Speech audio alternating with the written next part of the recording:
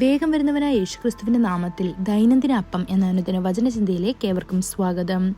ഇന്ന് വിനയം എന്ന വിഷയത്തെ ആസ്പദമാക്കി ചില കാര്യങ്ങളെ നമുക്ക് ചിന്തിക്കാം. അതിനാധാരമായ ഒരു വാക്യങ്ങൾ വായിക്കാം. സദൃശ്യവാക്യം 16 അധ്യായം 19 വാക്യം. ഗർഭികളോട് കൂടെ കവർച്ച പങ്കിടുന്നതിനേക്കാൾ താഴ്മയുള്ളവരോട് കൂടെ താഴ്മയുള്ളവനായിരിക്കുന്നത് നല്ലത്. എല്ലാ ദിവ്യ ഗുണങ്ങളിലും വെച്ച് ഏറ്റവും മനോഹരം താഴ്മയാണ്. ദൈവം എളിമയുള്ളവർക്ക് കൃപ നൽകുകയും അവരെ പ്രീതിയോടെ നോക്കുകയും ചെയ്യുന്നു. ലോകപ്രശസ്ത ദൈവദാസനായ ചാൾസ് സ്പർജനെ കുറിച്ച് നിങ്ങളിൽ പലർക്കും അറിയാമായിരിക്കും. അദ്ദേഹത്തിന്റെ പ്രസംഗത്തിന്റെ ശക്തിയാൽ ആയിരക്കണക്കിന് ആളുകൾ കർത്താവിങ്കിലേക്ക് ആകർഷിക്കപ്പെട്ടു. അദ്ദേഹത്തിന്റെ പ്രാർത്ഥനാ ജീവിതം പലരെയും വികാരഭരിതരായ പ്രാർത്ഥനാ യോദ്ധാക്കളാകാൻ പ്രേരിപ്പിച്ചു. എന്നാൽ അദ്ദേഹത്തിന്റെ ഏറ്റവും ശ്രദ്ധേയമായ ഗുണങ്ങളിലൊന്ന് അദ്ദേഹത്തിന്റെ ആഴമായ എളിമയായിരുന്നു. ഒരിക്കൽ സ്പർജൻ പള്ളിയിൽ ഒരു ആരാധനയ്ക്കിടെ പ്രസംഗത്തിനുള്ള സമയം വന്നു. പക്ഷേ സ്പർജനെ അവിടെയും കാണാനായില്ല. മൂപ്പന്മാർ അവനെ അന്വേഷിക്കാൻ തുടങ്ങി. ഒടുവിൽ ഒരു മൂലയിൽ മുട്ടുകുത്തി കരയുന്ന അദ്ദേഹത്തെ അവർ കണ്ടെത്തി.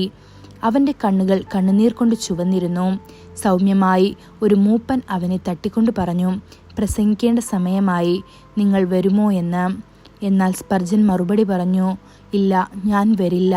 എൻ്റെ എല്ലാ പ്രസംഗങ്ങളും നടത്തിയിട്ടും വേണ്ടത്ര ആത്മാക്കൾ രക്ഷിക്കപ്പെട്ടിട്ടില്ല. അതിനാൽ ഇന്ന് കർത്താവ് എൻ്റെ പ്രാർത്ഥനയ്ക്ക് ഉത്തരം നൽകുന്നതുവരെ ഞാൻ ഇവിടെ തന്നെ തുടരും. എന്നെ തന്നെ താഴ്ത്തി അവൻ്റെ മുൻപാകെ കരയുന്നു. പകരം നിങ്ങൾ പോയി പ്രസംഗിക്കൂ എന്ന്. മറ്റു മാർഗങ്ങളൊന്നുമില്ലാതെ മൂപ്പൻ പ്രസംഗപീഠത്തിലേക്ക് കയറി. കഴിയുന്നത്ര മികച്ച രീതിയിൽ വചനത്തിൽ നിന്ന് പ്രസംഗിക്കാൻ തുടങ്ങി. ആ ദിവസം തികച്ചും അപ്രതീക്ഷിതമായ ഒന്ന് സംഭവിച്ചു. 600-ലധികം ആളുകൾ കണ്ണുനീരോട് അനുദപിച്ച് കർത്താവിങ്കിലേക്ക് തിരിഞ്ഞു. കർത്താവിൻ്റെ മുൻപാകെ നിങ്ങൾ എത്രത്തോളം താഴ്ത്തുന്നുവോ അത്രത്തോളം അവൻ നിങ്ങളെ ഉയർത്തും. ബൈബിൾ പറയുന്നത് പോലെ സ്വയം ഉയർത്തുന്നവനെല്ലാം താഴ്ത്തപ്പെടും, സ്വയം താഴ്ത്തുന്നവനെല്ലാം ഉയർത്തപ്പെടും. ഇത് ലൂക്കോസ് 14 അധ്യായം 11 വാക്യത്തിൽ പറയപ്പെടുന്നു. സദൃശ്യവാക്യങ്ങൾ 22 അധ്യായം 3-4 വാക്യങ്ങൾ നാം വായിക്കുമ്പോൾ, ബുദ്ധിയുള്ളവർ അപകടം കണ്ട് അഭയം തേടുന്നു, എന്നാൽ എളിമയുള്ളവർ മുന്നോട്ട് പോയി ശിക്ഷ അനുഭവിക്കുന്നു. താഴ്മയാണ് കർത്താവിനോടുള്ള ഭയം. അതിൻ്റെ പ്രതിഫലം സമ്പത്തും ബഹുമാനവും ജീവനുമാണെന്ന് നമുക്ക് കാണാൻ സാധിക്കും.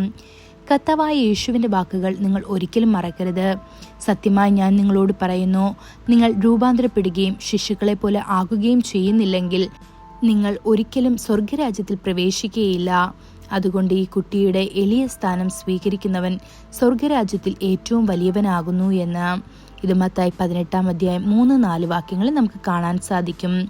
ദൈവത്തിൻ്റെ പ്രിയ കുഞ്ഞെ, നീ അറിയാതെ തന്നെ കർത്താവിൻ്റെ മുൻപാകെ നിന്നെ തന്നെ താഴ്ത്തുമ്പോൾ നീ അവനെ മഹത്വപ്പെടുത്തുകയും ബഹുമാനിക്കുകയും ചെയ്യുന്നു. നീ അവൻ്റെ ദിവ്യരാജ്യത്വത്തിന് കീഴടങ്ങുകയാണ്. അപ്പോൾ അവൻ നിന്നെ ബഹുമാനിക്കുകയും അനുഗ്രഹിക്കുകയും ചെയ്യും. ഈ വചനങ്ങളാൽ ദൈവം നമ്മെ ഓരോരുത്തരെയും അനുഗ്രഹിക്കുമാറാകട്ടെ. കൂടുതൽ ധ്യാനത്തിനുള്ള വാക്യം മീഖ 6 അധ്യായം 8 വാക്യം. മനുഷ്യ, നല്ലതെന്തെന്ന് അവൻ നിനക്ക് കാണിച്ചു തന്നിരിക്കുന്നു. ന്യായം പ്രവർത്തിപ്പാനും ദയതൽപരനായിരിക്കാനും നിന്റെ ദൈവത്തിന്റെ സന്നിധിയിൽ താഴ്മയോടെ നടപ്പാനുമല്ലാതെ എന്താകുന്നു യഹോവ നിന്നോട് ചോദിക്കുന്നത്? ഇന്നത്തെ ബൈബിൾ വായന രാവിലെ സങ്കീർത്തനങ്ങൾ 13, 14, 15 അധ്യായങ്ങൾ. വൈകുന്നേരം അപ്പോസ്തല പ്രവൃത്തികൾ 19 അധ്യായം 21 മുതൽ 41 വരെയുള്ള വാക്യങ്ങൾ. ആമേൻ.